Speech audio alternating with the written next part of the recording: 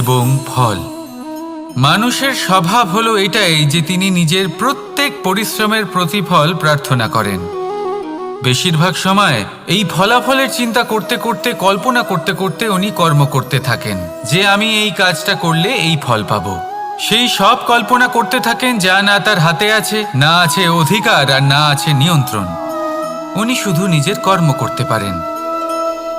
উনি কি ফল পাবেন তা তার হাতে কখনোই নেই। তাই আপনিও শুধুমাত্র কর্ম করতে থাকুন, ফলের চিন্তা করবেন না। মনে রাখবেন, শিকড় এবং শাখা যেভাবে একে অপরের সাথে জড়িয়ে, সেইভাবেই একে অপরের সাথে জড়িয়ে কর্ম এবং ফল। যেরকম কর্ম আপনি করবেন সেরকম ফল আপনি অবশ্যই পাবেন। তাই এই ফলের আশায় কর্মের সময় কখনোই নষ্ট করবেন না, কারণ যে ব্যক্তি সময় নষ্ট করেন, সময় সেই ব্যক্তিকে অবশ্যই নষ্ট করে দেয়। কর্ম করুন নিঃস্বার্থভাবে, ফলের চিন্তা করবেন না, আর আমার সাথে ভালোবেসে বলুন রাধা রাধা। কর্ম এবং ফল। দেখতে গেলে এই সমস্ত ব্রহ্মাণ্ড এই দুইয়ের মাঝেই স্থির হয়ে আছে। মানুষজন কর্ম করেন ভালো ফল লাভের আশায়, আর ভালো ফল লাভের আশায় উনি এটাই ভুলে যান যে উনি যে কর্ম করছেন তা কি করছেন। আমি বলেছিলাম কর্ম করুন ফলের চিন্তা না করে, কিন্তু কি কর্ম করছেন সেই বিষয়ে ভাবাটাও অত্যন্ত আবশ্যক। নয়তো অনেক সময় আমরা এমন কর্ম করে ফেলি যা না চাইতেও বিষে পরিণত হয়, যা হয়েছে দুঃশাসনের সাথে, দুর্যোধনের সাথে, গুরু দ্রোণের সাথে। একজনের মানসিকতা উচিত ছিল না, একজনের বিবেক উচিত ছিল না, আরেকজন যে পক্ষ নির্বাচন করেছিলেন সেই পক্ষ উচিত ছিল না। আর যা কিছু ওনাদের সাথে হলো, আপনার, আমার, আমাদের সকলের সাথে তা হতে পারে। আমি বলেছিলাম কর্ম করুন, ফলের চিন্তা করবেন না, কিন্তু এই কর্মের বিষয়ে বিচার করে দেখাটাও ততটাই আবশ্যক। দেখুন, কর্ম করার উচিত প্রক্রিয়া ফলের চিন্তা না করা, কিন্তু যদি আপনার কর্ম শুভ হয় তাহলে তার ফলও নিয়তি আপনাকেই দেবে। সর্বদা কর্ম করার সময় এটা ভাবুন যে আপনার এই কর্ম এই সংসারকে, এই সমাজকে, আপনার পরিবারকে, আপনার আশেপাশের মানুষজনকে কোন দিশায় নিয়ে যাবে। যদি এটা সবার জন্য মঙ্গলময় হয় তাহলে কর্ম করতে থাকুন। আর হ্যাঁ, নিশ্চিত রূপে ফলের চিন্তা করবেন না। আসুন আমার সাথে ভালোবেসে বলুন রাধা রাধা। বটবৃক্ষের বীজ সর্ষের দানার থেকেও ছোট হয়, কিন্তু যখন তা নিজের রূপ ধারণ করে তখন তা বিশাল বৃক্ষের আকার ধারণ করে, যা সহস্র বছর ধরে বেঁচে থাকে, ছায়া প্রদান করে, পাখিদের আশ্রয় প্রদান করে, আর দেয় পথচারীদের বিশ্রাম করার স্থান। কেন? কারণ সেই ছোট বীজ তা মাটির ভেতরে গিয়ে নিজের খোলস ত্যাগ করে। অন্ধকারে থাকে সে, যতই আলো আসুক না কেন, যতই বর্ষা আসুক না কেন, সব সহ্য করে। আর তারপরে একটা চারা গাছ অঙ্কুরিত হয়, তারপর ধীর গতিতে একটা বিশাল বৃক্ষতে পরিণত হয়। দেখুন, জীবনে কঠিন সময় আসে, এই জন্য নয় যে আপনি হার মেনে নেবেন, এই জন্য আসে যাতে আপনি ভবিষ্যৎ নির্মাণের জন্য নিজেকে তৈরি করতে পারেন। যদি কঠিন সময়ে আপনি ওই বীজের মতো দৃঢ় হয়ে থাকতে পারেন, তাহলে আপনিও একদিন সেই বিশাল বৃক্ষের মতো নিজের অস্তিত্ব গড়ে তুলতে পারবেন, যা সহস্র বছর পর্যন্ত মনে রাখা হবে। আসুন আমার সাথে ভালোবেসে বলুন রাধা রাধা। এই ব্রহ্মাণ্ড কত বৃহৎ, তাই না? যার সম্মুখে এই পৃথিবীকেও একটা বিন্দুর মতো মনে হয়। আর এই পৃথিবীতে আমরা কে হই, আমাদের আকার কিরকম, আমাদের অস্তিত্বই বা কি? যখন আমরা এভাবে ভাবি তখন মনে হয় আমরা কিছুই নই। তা আমরা যখন কিছুই নই, তাহলে আমরা এত চিন্তা করি কেন? কি ভেবে ভয় পাই? কাকেই বা এত ভয় পাই? কে আমাদের মারতে পারে আর কেই বা আমাদের জন্ম দেবে? আত্মার আসলে না কখনো জন্ম হয় আর না কখনো মৃত্যু। আত্মা শুধুই শরীর বদল করে। আপনি, আমি, আমরা সকলে এই শরীর নয়, আমরা হলাম আত্মা, যা হলো পরম আত্মার পরম অঙ্গ। সেই জন্য মনে রাখবেন, বাইরের কোথাও দেখবেন না, নিজের অন্তরের গভীরে গিয়ে দেখুন, আত্মাকে উপলব্ধি করতে শিখুন। ক্লেশ, ভয়, চিন্তা, এই সব কিছুর থেকে নিজেকে দূরে রাখুন, তাহলেই উপলব্ধি করতে পারবেন পরমাত্মাকে। তাহলে আসুন আমার সাথে ভালোবেসে বলুন, রাধা রাধা। পরিবর্তন এই সংসারের শাশ্বত নিয়ম। কোনো রাজা নেই যিনি চিরকাল রাজা থাকেন, কোনো ধনী ব্যক্তি নেই যিনি চিরকাল ধনী থাকবেন। এই সংসারে সূর্যের স্থান নেওয়ার জন্য চন্দ্রিমার আগমন ঘটে। কোনো স্থান যাকে পতিত বলা হয়েছিল সেখানে মহল তৈরি হয়েছে। কোনো স্থান যাকে আজ মলিন বলা হয়েছে কাল সেখানে মন্দিরও স্থাপন হতে পারে। কোনো ঋতু চিরকালের জন্য থাকে না, কখনো সময় চিরকাল একরকম থাকে না। আজ যে আপনার কাছে রয়েছে কাল অন্য কারোর ছিল, আজ যে আপনার কাছে রয়েছে কাল তা অন্য কারোর কাছে চলে যাবে। আপনার সাথে কিছু থাকলে তা হলো আপনার কর্ম, কিন্তু সেই কর্মের পরিণামও আপনার নয়। আপনি শুধু কর্ম করুন, বাকি সবকিছুই পরিবর্তনশীল। কিন্তু সেই পরিবর্তনকে দেখে ভয় পাওয়ার প্রয়োজন নেই, তাকে স্বাগত জানান। যদি আপনি হাসি মুখে সেই পরিবর্তনকে স্বাগত জানান, তাহলে এই পরিবর্তনও হাসি মুখে আপনার সাথে থাকবে। আসুন আমার সাথে ভালোবেসে বলুন, রাধা রাধা। সঞ্চয়। মানুষের যখন থেকে বোধবুদ্ধি হয় সঞ্চয় করতে আরম্ভ করে দেন। সঞ্চয় করতে থাকেন ভোজনের, সঞ্চয় অর্থের, সঞ্চয় শক্তির। নিজের জন্য করেন, নিজের পরিবারের জন্য করেন, নিজের স্ত্রীর জন্য করেন, সন্তানের জন্য করেন, সন্তানের জন্য সঞ্চয় করেন। সঞ্চয় করার জন্য ওনার কাছে অনেক কারণ রয়েছে, কারণ উনি এটা ভাবেন যে এই সঞ্চিত শক্তির জন্য কেউ ওনার কোনো ক্ষতি করতে পারবে না। মানুষ ভুলে যান একটা গুরুত্বপূর্ণ কথা, এই সত্য, উনি এই সংসারে খালি হাতেই এসেছিলেন, আর এখান থেকে ওনাকে খালি হাতেই যেতে হবে। যা এখানকার তা এখানেই থেকে যাবে। আর যদি কিছু ওনার সাথে যায় তা হলো ওনার কর্ম, আর কিচ্ছু নয়। তাই যদি কিছু অর্জন করতে চান তাহলে শুভ কর্ম অর্জন করুন, আত্মশক্তি অর্জন করুন, কারণ পরলোকে এটাই হবে আপনার সম্পত্তি। তাহলে কি এটা আপনি অর্জন করতে চান না? আসুন আর আমার সাথে ভালোবেসে বলুন, রাধা রাধা। সদিচ্ছা। দেখতে গেলে 3 অক্ষরে তৈরি এই শব্দ, কিন্তু সমস্ত ত্রিলোক তার উপরেই আধারিত। আপনি এই সংসারে এসেছেন, তখন অবশ্যই শ্বাস নেবেন, কিন্তু তার বদলে আপনাকে কিছু তো দিতেই হবে। আপনার উপর নির্ভর করছে আপনি কি দেবেন। কি দেবেন এই সংসারকে, এই সমাজকে, নিজের পরিবারকে, আর তার বদলে কি নেবেন?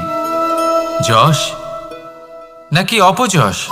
দেখুন, এক ছিল রাবণ, যে কিনা সমুদ্র পার করলো সীতাকে অপহরণ করার জন্য, আর এক ছিলেন রামচন্দ্র, যিনি সমুদ্র পার করেছিলেন, সেতু বানিয়ে গিয়েছিলেন সীতাকে ফিরিয়ে নিয়ে আসার জন্য। দুজনেই সমুদ্র পার করেছিলেন, শুধু পার্থক্য ছিল সদিচ্ছাকে বোঝার, লক্ষ্যের। অনেক মানুষের যাত্রা একরকম হতেই পারে, কিন্তু আনন্দ তখনই লাভ করবেন যখন লক্ষ্য শুভ হবে, মহান হবে। এই লক্ষ্য দিয়ে এই সংসারের কল্যাণ হবে এবং মানুষের সম্মান হবে। যদি আপনার সংকল্প উচিত হয় তাহলে আপনার লক্ষ্য উচিতই হবে, নয়তো শুধুমাত্র বিনাশ হবে। আর উচিত এটাই হবে যে বিনাশের হাত থেকে যেন নিজেকে বাঁচানো যায়, কি বলেন? তাই জীবনে যে লক্ষ্য স্থির করছেন মনে রাখবেন তা যেন শুভ লক্ষ্য হয়।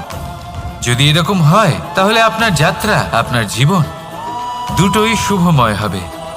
আসুন আর আমার সাথে ভালোবেসে বলুন, রাধা রাধা। সুরক্ষা। এই সুরক্ষা আসলে কি? এটা কি কোনো কবচ নাকি কোনো সীমা? এই সুরক্ষা আসলে অন্য কিছু। আমাদের মাতা পিতা, আমাদের প্রিয়জন, আমাদের বন্ধু, এই সমাজ, আমাদের শুভাকাঙ্ক্ষী, আমাদের আত্মীয়, এনারা সবাই আমাদের জীবনে কোনো না কোনোভাবে সুরক্ষা দিয়ে থাকেন, একটা কবচ দিয়ে থাকেন কোনো না কোনো রূপে। কিন্তু দেখতে গেলে আমাদের পরাক্রমের পথে আমাদের বীরত্বের পথে, আমাদের সাহসের পথে এই সুরক্ষাই সবথেকে বড় বাধা হয়ে দাঁড়ায়। একবার ভেবে দেখুন, যদি আপনি কোনো সুরক্ষাই না পান বা যদি আপনি এই সুরক্ষা ভেঙে বাইরে আসতে পারেন, তাহলে আপনার বীরত্ব চরম সীমায় পৌঁছে যায়। কেন? কারণ তখন আপনি জানেন যে এই সংসারের সম্মুখীন আমাদের নিজেদেরই হতে হবে। আপনি বুঝে যান যে শত্রুর সম্মুখীন এবার নিজের বলের দ্বারা, নিজের পরাক্রমের দ্বারা, নিজের সাহসের দ্বারা করতে হবে। আর তখন আমাদের মনের মধ্যে এই শক্তি জাগ্রত হয়।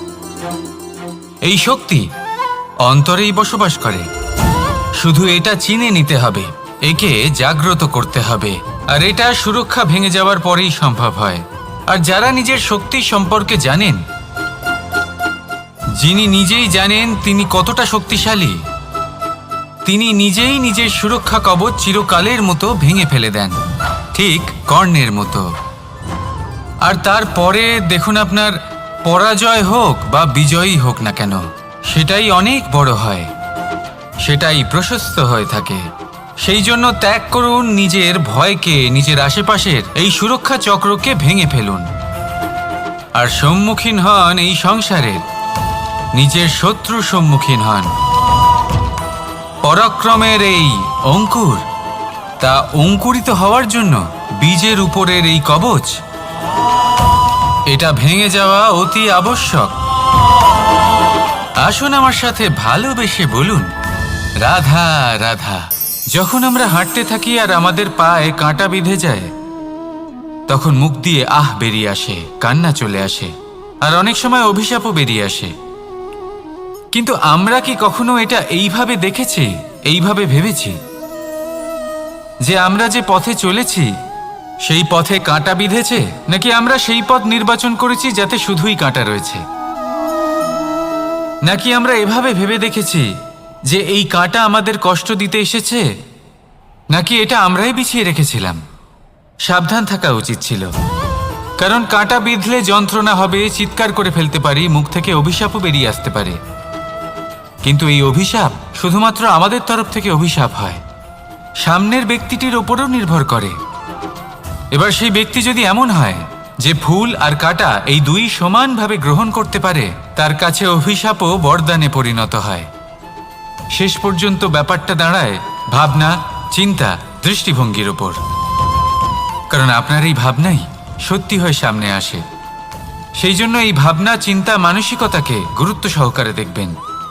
এই বিবেচনা নিয়ে বিবেচনা করতে শিখুন।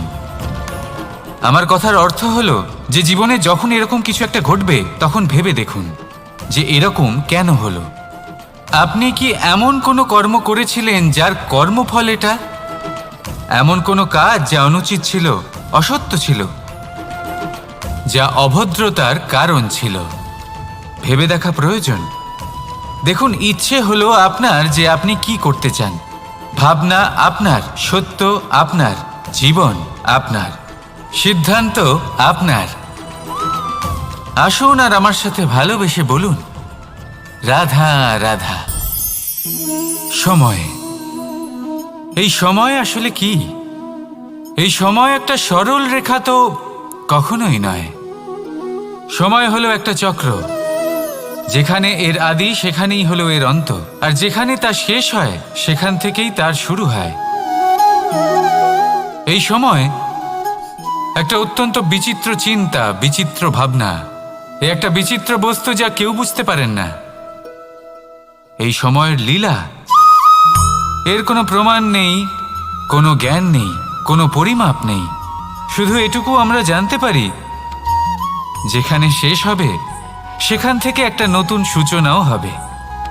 যা আজ আপনার কাছে আছে, কাল অন্য কারোর কাছে যাবে, তারপরে তার কাছ থেকেও অন্য কারোর কাছে যাবে, তারপরে তার থেকেও ছিনিয়ে নেওয়া হবে। এই নিয়তির একজনের কাছ থেকে অন্যজনের কাছে আদান প্রদানের এই সময় হলো আপনার সময়। এই সময়ের সদ্ব্যবহার করুন, এই সময়কে বাঁচুন। আপনাকে শুধু এটাই সুনিশ্চিত করতে হবে যে আপনি কোন পক্ষে আছেন। আর সত্যি বলতে কি, আপনার জীবনের পরিণাম নির্ভর করে আপনার নির্বাচনের ওপর। আপনি কোন পক্ষ নির্বাচন করছেন। তাহলে মনে রাখবেন, জীবনে সেই পক্ষই নির্বাচন করবেন যা চয়ন করার পরে আপনি সুখ অনুভব করবেন, আপনি সন্তোষ লাভ করবেন, প্রসন্নতা লাভ করবেন। আর আমি এটাই সুনিশ্চিত করব যে এই পক্ষ যেন শান্তির পক্ষ হয়, এই পক্ষই যেন প্রেমের পক্ষ হয়। তাহলে চিন্তা করবেন না, আর আসুন আমার সাথে ভালোবেসে বলুন, রাধা রাধা। দৃষ্টি আর দৃষ্টিভঙ্গি, এই সমগ্র লীলা হলো এই দুইয়ের। বিচিত্র হতে পারে, কিন্তু এটাই সত্যি। এবার আপনাকে একটা উদাহরণ দিয়ে বোঝাই। অনেক সময় আপনি কোনো ব্যক্তিকে এটা বলতে শুনবেন যে আমি আমার নিজের উপরে গর্ব করি, আমি নিজেকে নিয়ে গর্ব করি, আমি খুব ভালোভাবে আমার মা বাবার সেবা করি, ওনাদের আমি সবসময় সুখী রাখি, ওনাদের আমি একটা বাড়ি দিয়েছি, সকল সুখ সুবিধা দিয়েছি, ওনাদের জীবনে প্রত্যেক জিনিস দিয়েছি আর দেব যা তাদের প্রয়োজন। এবার আমাকে বলুন যে আপনি কে হন। আপনি হলেন সেই বীজ যা আপনার মাতা পিতা রোপণ করেছেন। আপনার মা বাবাই আপনাকে এই সংসারে জন্ম দিয়েছেন। এবার এইসব কথার কি তাৎপর্য? এই হলো সেই ব্যক্তির দৃষ্টিভঙ্গি। এবার দেখা যাক এই প্রকৃতি আমাদের কি শেখায়। কখনো কোনো গাছকে দেখবেন, যখন সেই গাছে ফল আসে, সে মালিকে এটা বলে না যে দেখো আমি তোমাকে ফল খেতে দিচ্ছি। সেই বৃক্ষ এটা বলে না যে দেখো আমি তোমায় আহার করতে দিচ্ছি, কারণ ও জানে যে এটা হলো সেই মালির পরিশ্রম, এটা হলো তারই কর্মের ফল, আর এটা তারই পাওয়া উচিত। সে বলে যে তোমার জিনিস তোমাকেই অর্পণ করলাম, এ আমার জিনিস নয়। ও জানে সেই মালির গুরুত্ব আসলে কি, এটা হলো তার দৃষ্টিভঙ্গি। সেই জন্য আপনি জীবনে কোন ব্যক্তির মধ্যে, কোন পশু পাখির মধ্যে, কোন প্রাণীর মধ্যে, কোন পরিস্থিতিতে, কোন আবেগের মুহূর্তে কি দেখতে পাচ্ছেন, সেটা আপনার দৃষ্টিভঙ্গির উপরে নির্ভর করছে। তাই নিজের মনে ধন্যাত্মক ভাব জাগ্রত করুন, শুভ চিন্তা নিয়ে আসুন। এই ভাবনাই সত্য হয়ে সামনে আসবে। এই দৃষ্টিভঙ্গি এমন হয়ে যাবে যে আপনার জীবনে সবকিছুই শুভ হবে। তাহলে আসুন আর আমার সাথে ভালোবেসে বলুন, রাধা রাধা। প্রতিশোধ অথবা কাউকে দুঃখ দেওয়ার ভাবনা, যদি এটা আপনার মনে থাকে, তাহলে আপনি নিজের মনেই যন্ত্রণার একটা বিশাল বৃক্ষ রোপণ করছেন, এটা মনে রাখবেন। কারণ কাউকে দুঃখ দেবার এই ভাবনা, এটা হলো সেই বীজ যা আপনার মনেই পতিত হবে, আপনার মনেই অঙ্কুরিত হবে, আর আপনার মনেই একটা বিশাল বৃক্ষরূপে বেড়ে উঠবে। জীবন আপনার, কর্ম আপনার, কাউকে দুঃখ দেবার ভাবনা আপনার ছিল, এই বৃক্ষ হলো আপনার, তাই এর ফলও আপনিই পাবেন, যা গ্রহণও আপনাকেই করতে হবে। মনে রাখবেন, যে মানুষ এটা ভাবে যে আমি ওকে দুঃখ দেব, ওকে কষ্ট দিতে চাই আমি, সেই মানুষই দুঃখ আর কষ্ট পেয়ে থাকে। যদি সেই জায়গায় আপনি এটা ভাবেন যে আমি কাউকে সুখী করে তুলতে চাই, কাউকে সুখ প্রদান করতে চাই, তাহলে তারও বীজ আপনার মনেই রোপণ হবে, বৃক্ষে পরিণত হবে, যার ফলও আপনিই পাবেন। এখানে বিষয়টা হলো শুধু মানসিকতার চিন্তা, যা সত্য হয়ে আপনার সামনে আসে। তাহলে এই মানসিকতা শুভ করুন, সবার জন্য মঙ্গল কামনা করুন। অন্যের মনে আপনার জন্য ভালো চিন্তা থাকুক বা না থাকুক, আপনি সবার জন্য শুভ চিন্তা করে কর্ম করতে থাকুন, তাহলে আপনার সাথেও ভালোই হবে। তাহলে আসুন আর আমার সাথে ভালোবেসে বলুন, রাধা রাধা। সুখ আর অভিজ্ঞতা, এই দুই জীবনে একসাথে কখনোই আসে না। মনে রাখবেন, যেখানে সুখ থাকে সেখানে অভিজ্ঞতা থাকে না, আর যখন এই সুখ আমাদের জীবন থেকে দূরে চলে যায়, তখন আমাদের জীবনে আসে এই অভিজ্ঞতা। পরমাত্মা, প্রকৃতি, নিয়তি এই অভিজ্ঞতাকে আমাদের জীবনে পাঠান, যাতে আমরা একটা অত্যন্ত গুরুত্বপূর্ণ শিক্ষা, একটা জ্ঞান প্রাপ্ত করতে পারি। এই অভিজ্ঞতা আমাদের শেখায় যে অতীতে এমন কি হয়েছিল যা আমাদের করা উচিত হয়নি। আমাদের শেখায় ভবিষ্যতে এমন কি আছে যা আমাদের করা উচিত আর কি করা উচিত নয়। দেখতে গেলে এই অভিজ্ঞতা আমাদের সেই শিক্ষা দেয় যার জন্য আমরা সুখের দিকে উচিতভাবে অগ্রসর হতে পারি। সেই জন্য জীবনে যখনই দুঃখ আসবে, দুঃখের এই সময়